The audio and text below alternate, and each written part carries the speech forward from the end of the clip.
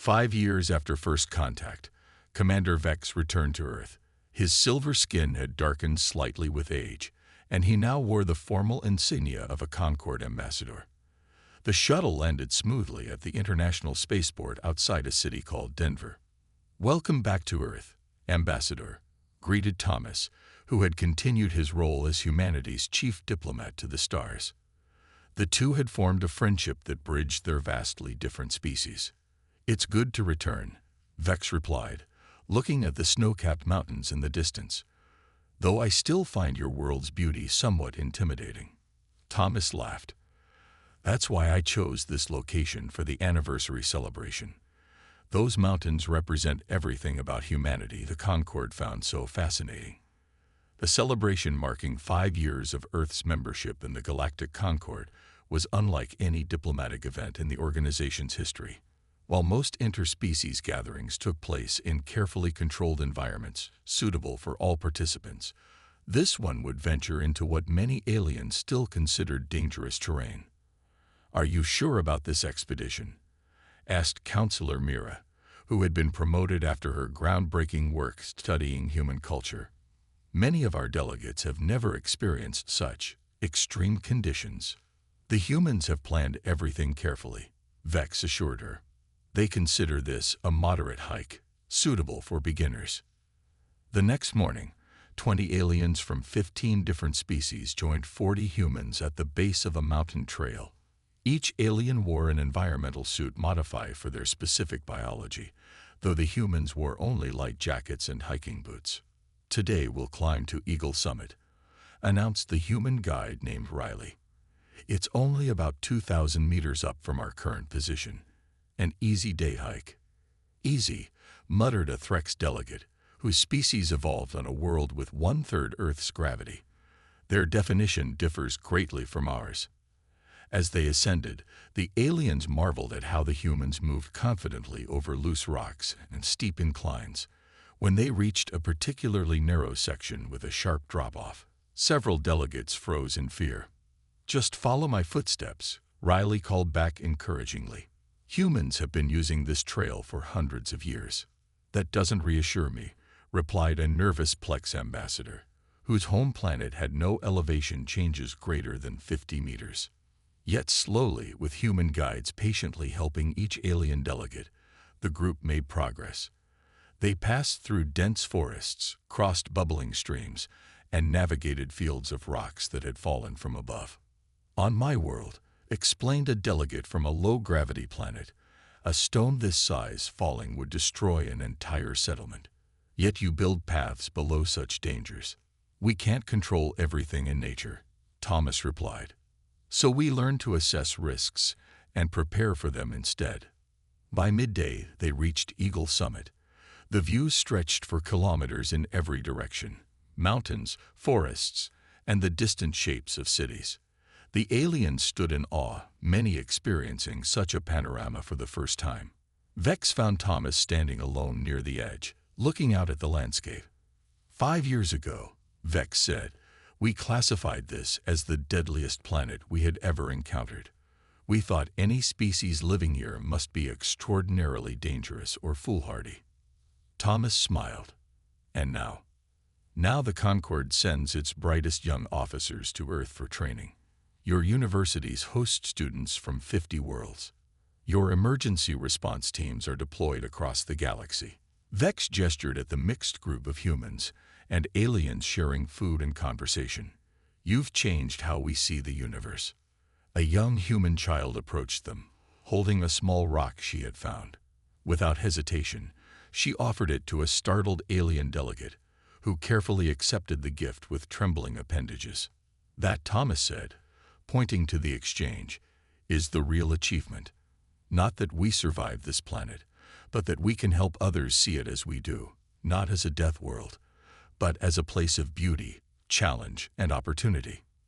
As the group began their descent, humans and aliens walked side by side. Where once the aliens had seen only danger, they now saw a path forward. What had appeared to be the deadliest planet in the galaxy had become a symbol of possibility and adaptation. "The universe is full of challenges," Vex reflected as they made their way down the mountain. But perhaps the greatest challenge isn't surviving the environment. It's changing how we perceive it. The sun began to set behind the mountains, casting long shadows across the trail. To the aliens who had once feared this world, the sight wasn't frightening anymore. It was simply Earth, humanity's difficult, dangerous, beautiful home. News traveled fast across the vast communication networks of the Galactic Concord. Within weeks, ships from a dozen different alien civilizations arrived in Earth's orbit, each seeking to learn more about the remarkable species that called this deadly planet home. Commander Vex stood in the newly constructed Concord Embassy, a sleek building in a city called Geneva. Beside him, a delegation of officials from the Human United Nations prepared to welcome representatives from the Galactic Concord High Council. "Are you nervous?" Vex asked Ambassador Thomas, the human selected to represent Earth in official discussions. Thomas straightened his tie. "A little.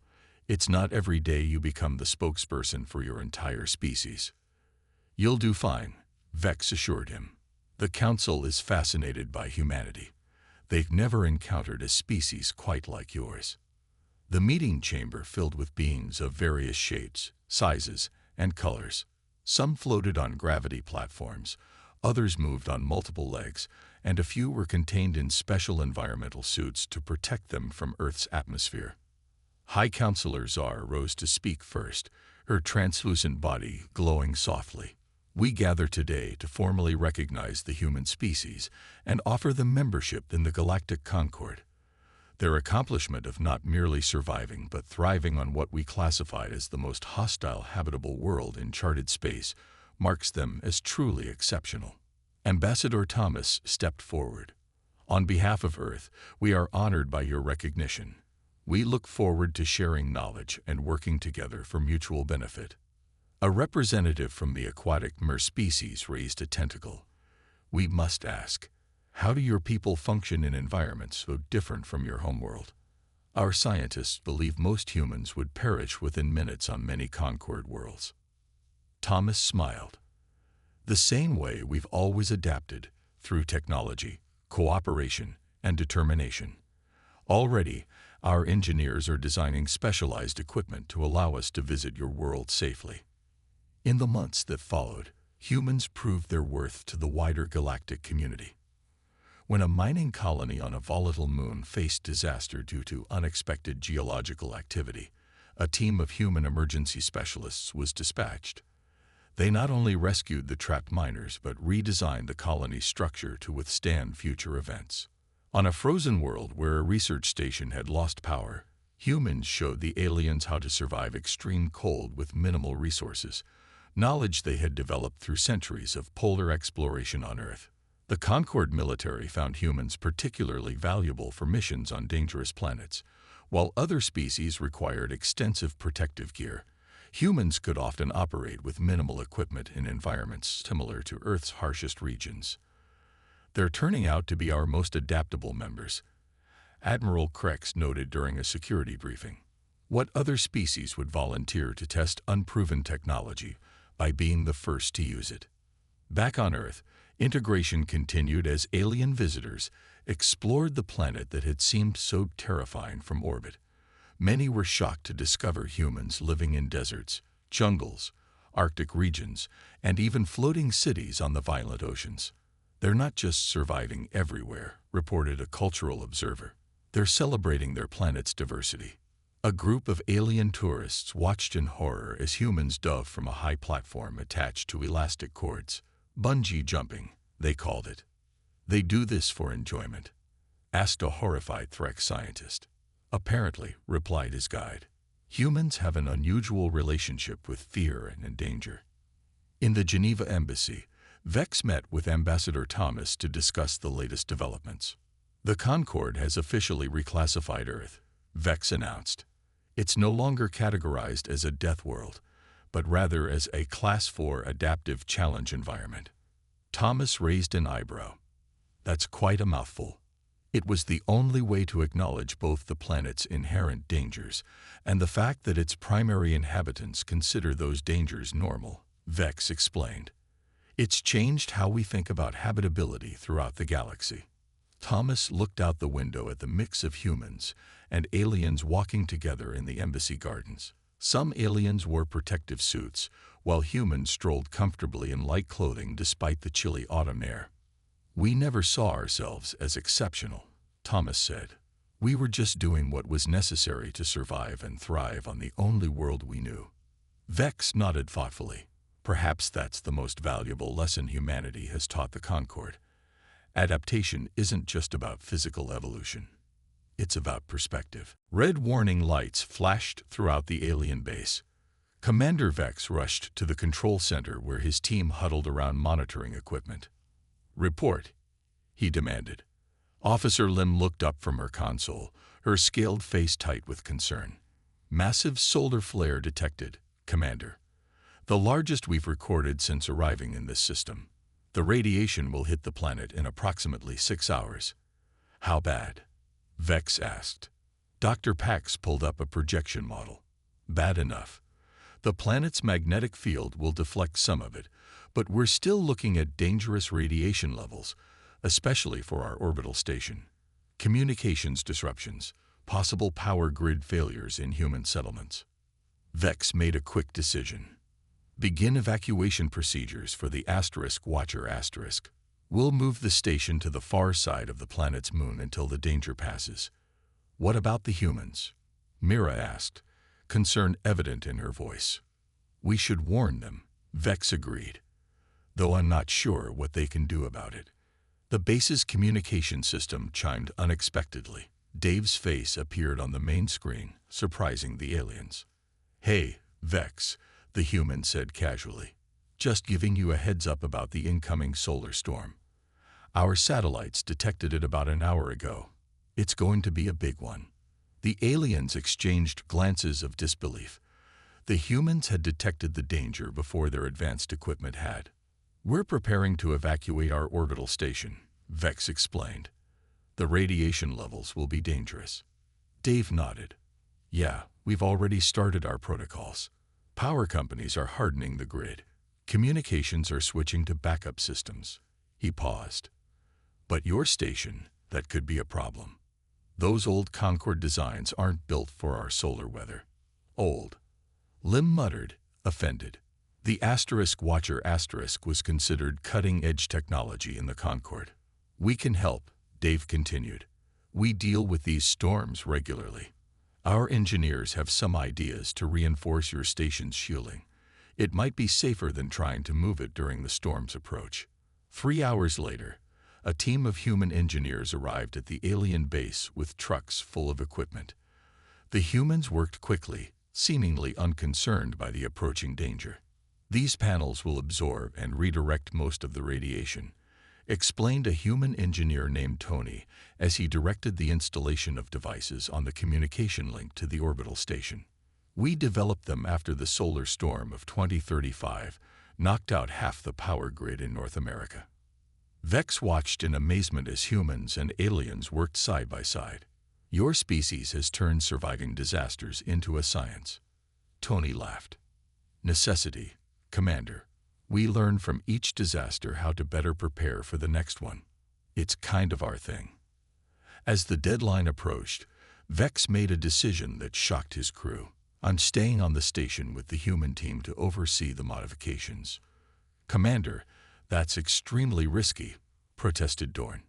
"If their solutions fail, then I'll face the same fate as our human allies," Vex replied firmly. Aboard the Watcher *, Vex worked alongside Tony and 3 other human engineers. Through the viewport, the commander could see the sun ejecting a massive plume of superheated plasma directly toward Earth. 90 seconds to impact," announced the station's computer. Tony checked the final connections on their makeshift radiation shield. "All set. This isn't our first rodeo, Commander." "Rodeo?" Vex questioned, confused by the reference. "Another dangerous human activity," Tony explained with a grin. "Riding angry animals for fun." The solar storm hit with tremendous force. The station shuddered. Warning alarms sounded briefly. then fell silent as the human modifications kicked in. Radiation levels rose, but stayed within tolerable limits. The humans monitored their equipment calmly, making minor adjustments as needed. "The shield is holding," reported one of the engineers. "We're within safe parameters." Down on Earth, the storm created spectacular auroras visible even in daylight.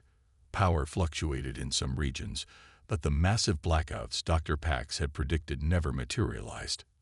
When it was over, Vex gathered his senior staff. "I believe we've been thinking about humans all wrong," he said. "We saw them as fragile creatures surviving against impossible odds on a death world. The truth is more profound. This isn't a death world to them. It's a training ground." The aliens looked out at the human city, already returning to normal activity despite the cosmic event that had just occurred. "They don't just survive disasters," Vex continued. "They expect them, prepare for them, and grow stronger from them. Perhaps that is their greatest adaptation of all." 2 weeks after first contact, the Galactic Concord had established a permanent base near a human settlement they called its city. The aliens had been granted access to historical records, scientific databases, and cultural archives. What they discovered left them stunned. Mira sat in the research center, surrounded by screens displaying human history. Her four-fingered hands trembled slightly as she compiled her report for Commander Vex. "You wanted to see me?" Vex asked, entering the room. Mira looked up, her large eyes blinking rapidly, a sign of distress in her species. "Commander, I've been studying their historical development. These humans, they didn't arrive on this planet. They evolved here." Vex froze. "That's impossible. No advanced species could evolve naturally in such conditions." "The evidence is overwhelming," Mira continued, bringing up images of human evolutionary ancestors. "They emerged from simple primates over millions of years, all on this death world. What's more remarkable is how they did it." She displayed side-by-side comparisons of humans with other Concord species. "They have no natural armor, no significant claws or fangs, limited strength compared to their size, poor night vision, and slow running speed. By all physical measures, they should be prey animals, not apex predators." "Then how did they survive long enough to develop civilization?" Vex asked. "Intelligence," Mira replied simply. "They didn't adapt physically to their environment. They adapted their environment to themselves."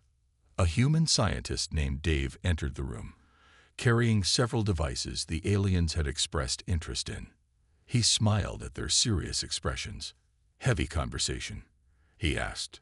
Vex turned to the human. "We were discussing your species' evolution on this planet. It's unprecedented in our experience." Dave set down the equipment. "In what way?" "Your world would kill most sentient species within hours without advanced technology," Mira explained. "Yet your ancestors survived here with nothing but simple tools for thousands of years." Dave laughed. "Well, we're pretty stubborn and creative when we need to be." Vex gestured to the screens showing natural disasters. Hurricanes, earthquakes, volcanic eruptions. "These events regularly devastate your settlements, yet you rebuild in the same locations. Why not establish colonies in safer regions?" "There aren't really safe regions on Earth," Dave said with a shrug. "Every place has its challenges. Coastal cities get hurricanes but have access to ocean resources. Fertile farmland often lies in floodplains or near fault lines. It's always a trade-off." As if to prove his point, a slight tremor shook the building. The aliens tensed, but Dave didn't even seem to notice. "Was that an earthquake?" Mira asked, alarmed. "Just a small one," Dave replied casually. "Happens all the time here. The building is designed to handle much worse." Later that day, Vex accompanied Dave to a local park where humans were engaged in various activities, despite the cold temperature and light rain. "Those children," Vex pointed to young humans climbing on metal structures. "They're deliberately putting themselves at risk of falling." Dave watched the playing children with amusement. "That's just a playground. Kids need to learn their physical limits and develop coordination. Small risks now prevent bigger ones later. Nearby, other humans were running on paths for no apparent reason. Some were throwing discs to each other, and others sat exposed to the elements reading or talking. Your species seeks out challenge and risk, Vex observed, even in your leisure activities. I guess we do, Dave admitted. Life without some challenge would be boring. That evening, the alien research team gathered to share their findings. The biologists reported on human medical practices, the engineers on their technology, and the cultural experts on their arts and beliefs. They've turned their weaknesses into strengths, concluded Dr. Pax. Where they lack natural defenses, they've developed tools. Where their bodies fail, they've created medicine. Their vulnerability forced them to become innovative. Commander Vex gazed out the window at the city lights spreading across the landscape. We came looking for the deadliest planet ever discovered, he said quietly. Instead, we found something far more dangerous. A species that sees impossible challenges as simply problems to be solved. For the first time, the Galactic Concord understood what they were dealing with. Humans hadn't just survived on a death world. They had been forged by it. The small shuttlecraft descended through the atmosphere, buffeted by winds that the onboard computer classified as dangerous. Inside, scientist Mira checked her environmental suit for the third time. The landing team had chosen their destination carefully, a research outpost in a relatively stable region of the northern continent. Remember, Commander Vex instructed the 5-member contact team. We observe first. No sudden movements. These creatures have survived conditions that would kill most sentient species. We must assume they are dangerous until proven otherwise. The shuttle touched down in a clearing 200 meters from the cluster of buildings that made up the outpost. Snow covered the ground, and the temperature outside was well below freezing, deadly to several members of the contact team without their protective gear. Movement detected, announced Security Officer Dorn, pointing to the largest building. 3 of the natives are approaching. The team watched as 3 figures trudged through the snow toward them. They wore far less protection than the aliens expected, simple covering layers rather than full environmental suits. One waved an arm in what appeared to be a greeting. This is it, Vex said. Let's meet the inhabitants of the deadliest planet in known space. The landing party exited the shuttle, their boots crunching in the snow. The cold bit at any exposed sensors, and Mira noted that her suit was already working hard to maintain her body temperature. How these creatures functioned in such conditions with minimal protection was baffling. The humans stopped a few meters away. They appeared curious rather than frightened. The tallest one stepped forward. "Hello," he said simply. "We've been wondering when you'd come down from orbit. We've spotted your station a few times with our telescopes." The translation devices worked perfectly, to everyone's surprise. Vex stepped forward. "Greetings. I am Commander Vex of the Galactic Concord exploration vessel. We come in peace and with great curiosity about your world." The human smiled. "I'm Mark. This is Alice and Rob. We're scientists at this climate research station." He gestured toward the buildings behind them. "Would you like to come inside? It's freezing out here." The alien team exchanged glances. The humans were treating deadly conditions as a mere inconvenience. Inside the research station, the humans casually removed their outer layers. The room was warm to what they called comfortable, though Mira noted it was still cold enough to slow her metabolism. "Coffee?" Alice offered, holding up a pot containing a dark liquid. "You look like you could use something warm." "Your planet," Mira began carefully. "It has very extreme conditions. How does your species manage to survive here?" The 3 humans looked at each other with expressions the aliens couldn't interpret. "Extreme," Rob repeated, sounding confused. "I mean, sure, winter up here gets pretty harsh, but that's why we built shelters and invented heaters. We've observed your world extensively," Vex explained. "The radiation levels from your sun, your weather patterns, the tectonic instability, the temperature variations. By our classification, this is the most dangerous habitable planet we've ever discovered. The humans laughed, a response none of the aliens expected. This is just Earth, Mark said with a shrug. It's the only home we've ever known. We evolved here. Our bodies are designed for these conditions. Alice nodded. Though I'll admit, I prefer summer research assignments. The beaches in Australia are much nicer than this frozen wilderness. You mean there are more hospitable regions on your world, and yet you choose to live here? Dorn asked incredulously. Science requires data from all environments, Rob explained, as if it were obvious. Besides, the aurora is beautiful this time of year. As the conversation continued, the aliens learned that humans called their planet Earth, that they had never encountered alien life before, and most shockingly, that they had no idea they lived on what the Concord would classify as a death world. To us, Mark explained, looking out the window at the snowstorm that had begun to rage, this isn't deadly. It's just home. The vast darkness of space stretched before the galactic Concord exploration vessel Horizon *. Captain Drav stood on the command deck, his 4 eyes fixed on the main view screen. The ship had been traveling for months through uncharted territory when their sensors detected something unusual. Captain, we're picking up readings from the third planet in this system, reported Officer Lim, her scaled fingers dancing across the control panel. The data is strange. Drav moved closer, towering over the small officer. Define strange. The atmosphere contains oxygen, nitrogen, and carbon dioxide, potentially breathable for many species. But the planet shows extreme weather patterns, active volcanoes, and radiation levels that should make advanced life impossible. The science officer, Trell, joined them at the console. These readings can't be right. The planet experiences temperature variations of over 100 degrees, storms with wind speeds exceeding safe limits, tectonic activity that would collapse most structures. And yet, Lim pointed to another screen. Look at these energy signatures. Those are artificial structures. Something lives there. Drav's inner eyelids blinked in surprise. Send a probe. Full sensor sweep.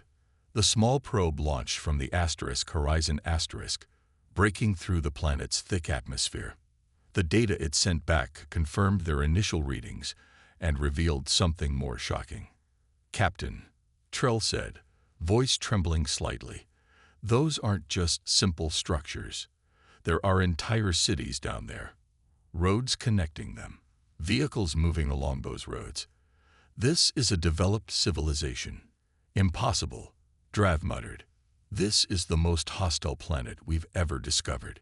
Nothing should be able to survive there, let alone build cities. The Concord classification system would rate this a death world, Captain, Lim added. Category 5, the highest danger level. Images from the probe filled the screens around them. Violent oceans crashed against coastlines where clusters of lights revealed settlements. Massive storm systems swirled across continents, yet the cities beneath them showed no signs of evacuation. In some areas, creatures moved about in landscapes that should have been fatal. I want a full report prepared for command, Drav ordered. And assemble an expedition team. We need to study this.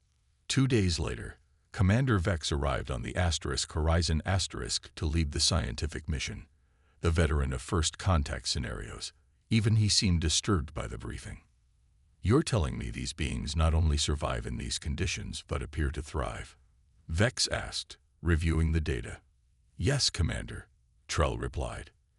They've built homes in flood zones, near active volcanoes, in deserts, and frozen regions. They even venture into the deepest parts of their oceans and highest mountains, where the conditions are lethal. Vex studied the images of the planet's inhabitants. They appeared small and fragile, soft-skinned bipeds with no apparent natural defenses. No claws, minimal body hair, dull teeth, and relatively weak muscles compared to many Concord species. How do they survive? What adaptations allow this? That's what we can't figure out, Lim said. They seem physically unsuited for their environment. yet they're everywhere on the planet. The expedition team established an orbital station at a safe distance to observe the planet without interfering.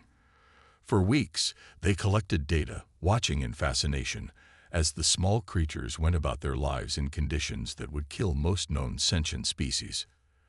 "I've made a decision," Vex announced one morning. "We need to make contact. Whatever these beings are, they've mastered survival in the most hostile environment we've ever documented. The knowledge they possess could be invaluable to the Concord." As the team prepared for first contact, none of them suspected that the creatures they were about to meet called themselves humans, or that they considered their deadly planet simply home. The orbital station *Watcher* hung in space above the blue-green planet, a perfect vantage point for the alien scientists to observe the death world below. Commander Vex spent hours each day in the observation dome, staring at the swirling cloud patterns and the tiny lights of civilization that refused to dim despite the planet's fury. "Another hurricane has formed in the Eastern Ocean," reported analyst Kell, pointing to a massive spiral of clouds on the main display. "Wind speeds are approaching lethal levels." Vex nodded, his silver skin reflecting the soft blue light of the monitors. "Track it. I want to see how the natives respond." The research team watched in amazement as the coastal settlements did not evacuate. Instead, the inhabitants secured their structures and waited. Some even stayed outside until the last possible moment, using primitive devices to record the approaching storm. "They're either incredibly brave or completely insane," muttered Dr. Pax, the expedition's chief biologist. "No species should be this comfortable with danger."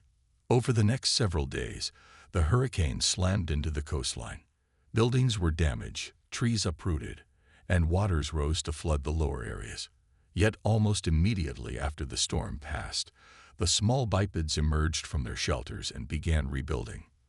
"Their resilience is remarkable," Vex said. "They don't just survive these disasters, they expect them." The research continued for weeks as the team documented the inhabitants' behavior across the planet. They witnessed the creatures venturing into freezing mountains equipped with only thin protective layers. Others dove into oceans teeming with predators. Some even lived in deserts where the daytime heat would cook most species alive. "I've reviewed our biological scans," Dr. Pax announced during the daily briefing. "These beings, they call themselves humans in most of their languages, have no special adaptations we can detect. Their skin burns in their sun. They die quickly without water. Their bodies break easily upon impact." "Then how do they thrive here?" asked Kell. Dr. Pax displayed images of human tools and vehicles. "They compensate with technology, but it's surprisingly simple compared to Concord standards. They've adapted mentally rather than physically." The team's cultural expert, Mira, had been studying the electromagnetic signals the humans broadcast. They have thousands of different societies across their planet, different languages, customs, beliefs. Yet they all share this strange relationship with danger. They acknowledge it exists, but refuse to be limited by it. Vex watched footage of humans climbing an active volcano, taking samples from near the bubbling lava. They study the very things that can kill them. They even compete with each other in dangerous activities, Mira added, showing recordings of humans racing vehicles at deadly speeds, jumping from great heights with fabric wings, and swimming across treacherous waters. They call these sports or adventures. They seek out risk voluntarily. The most bewildering discovery came when the team detected artificial structures on the ocean floor, in orbit around the planet, and deep underground. "They've expanded into every deadly environment their world offers," Vex said, genuine awe in his voice. "Most species avoid danger. These humans run toward it, study it, harness it, and sometimes even play with it." One evening, as the station passed over the night side of the planet, Kell noticed something unusual. "Commander, look at this settlement." The display showed a human city partially buried under massive amounts of white frozen precipitation. Power had failed in several sectors, and temperatures had dropped well below freezing.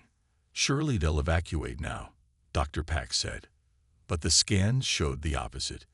Humans were outside, constructing figures from the snow, sliding down hills on boards, and throwing frozen projectiles at each other in what appeared to be a game. They're not just surviving this death world, Vex whispered. They're enjoying it. The commander made his decision then. It was time to meet these remarkable creatures face to face.